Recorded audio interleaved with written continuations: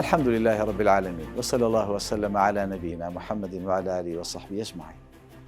کتێب بخوێنەرەوە، هەر کتێبە هۆکاری پاراستنی مێژووە، خەزیێنەی وشە و زانیاریەکانە، جیهانێکی بیرروهۆشە، چارەسەرکەری جۆرەها گرفت و کێشەیە، ناسێنەری جۆرەها ڕۆشنبیری جیاوازە، هۆکاری ناساندنی گشت زانستەکانە، ڕێگەی خۆشەویستی و سۆز و میهرەبانی و پشتیوانیە، سەرمایەکی بێشماری هێز و وزەیە، مامۆستای ڕەوشتە جوانەکانە، هاندەری بیرروهۆشە، ناسێنەری ژینگە جیاوازەکانە، هۆکاری ناساندنی ئاسۆ تازەکانە، چێژبەخشە، خەمڕەوێنە، وەرزشی بیرروهۆشە، کۆکەرەوەی جۆرەها زانیاری جۆرا و جۆرە، دەرگای کراوەیە بەڕووی هەموو جیهاندا، خۆراشی دڵ و مێشکە، هۆکاری بەختەوەربوونە، خێرێکی نەبڕاوەیە، جێدەستی بەردەوامی نووسەرانە،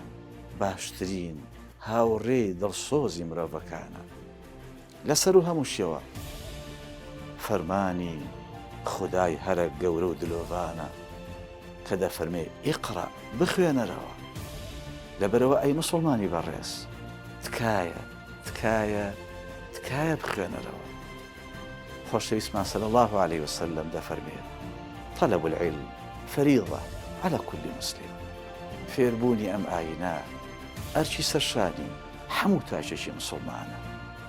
بخوێنەرەوە تا زیاتر ئاشناوی و شارەزاوی، تا زیاتر خودای خۆت بناسی، پێغەمبەری خۆت بناسی عەلەیهی سەڵات وەسەلام، ئاینی خۆت بناسی، تا خۆت بناسی، ژینگەکەت بناسی، جیهانی دنیا بناسی، جیهانی دوا ڕۆژش بناسی، سەرکەوتو بەختەوەری هەردوو جیهان بی بە پشتیوانی خوا.